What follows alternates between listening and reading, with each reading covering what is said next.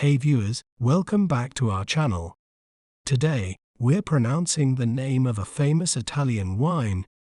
It is known since ancient times for its lively and refreshing profile, often with hints of red berries and a slightly fizzy character. Well, how do we say its name correctly?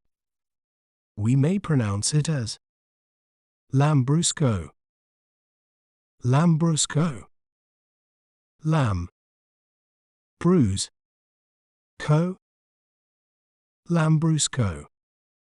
This wine holds a special place in Italian culture, especially in the Emilia-Romagna region, where it's enjoyed for its versatility and festive spirit. You can check out other videos for more.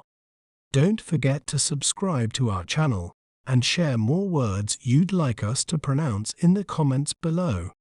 See you next time.